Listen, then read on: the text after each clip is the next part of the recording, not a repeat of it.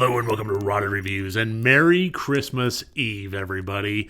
Today we continue on with the penultimate episode of the last advent calendar of Rotted Reviews. And today I'd like to take a look at a movie that people have been recommending to me for quite a while, and I finally got around to watching the 2015 film Body. Written and directed by Dan Burke and Robert Olson, this follows the three best friends of Holly, Callie, and Mel, played by Helen Rogers, Alexandra Turchin, and Lauren Molina, respectively. And it's the holidays. It's Christmas Eve. They're hanging out. They're smoking some weed. They're generally having a good time.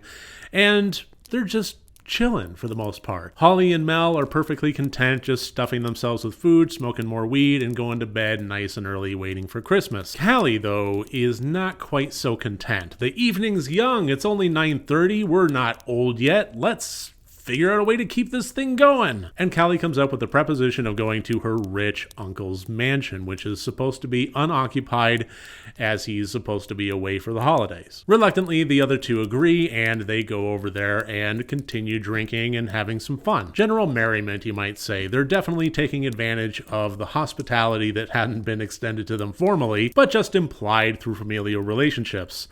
Until they discover that Callie wasn't being entirely truthful about that familial tie. Just as the truth is getting revealed about who actually occupies this mansion, somebody startles the girls as he comes up the stairs, and at the top of the stairs, a kerfuffle happens in which he falls down. And the movie kind of takes off from there. Now, the notion of the storyline with friends at loggerheads trying to figure out what to do about a terribly bad situation is nothing new. We've seen it in dark comedies all the time, most notably in Very Bad Things, where everybody's scrambling to try and figure out the best way out of the situation, and you typically do have the dividing line. Somebody wants to do the right thing and call the cops or the ambulance, and the other, wait, if we do that, then this, so let's maybe stop for a moment and think about it. And then what's there to think about? And then there's your future.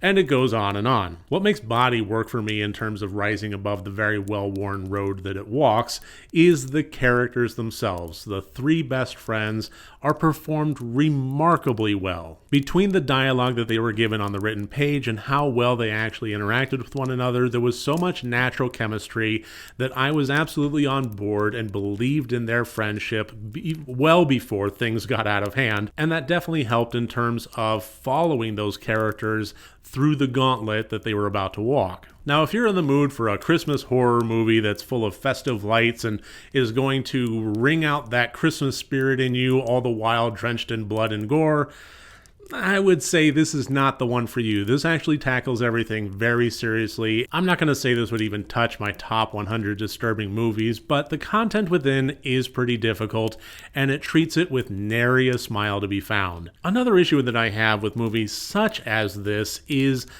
the big leaps of logic that it tends to take with some of the characters as far as their moral imbalance, and sometimes that can be written off and presented as a character simply showing a side of themselves that never got presented before until these extreme circumstances raised their head.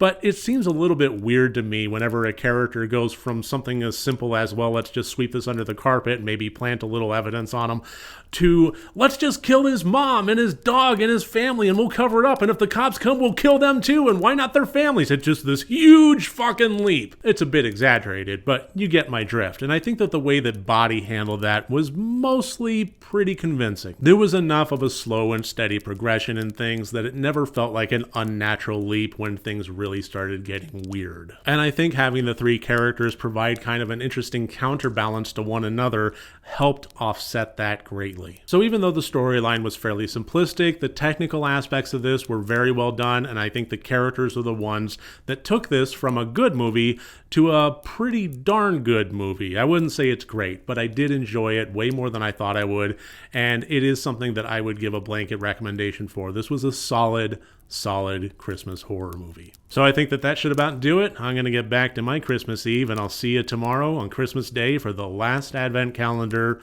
horror movie review.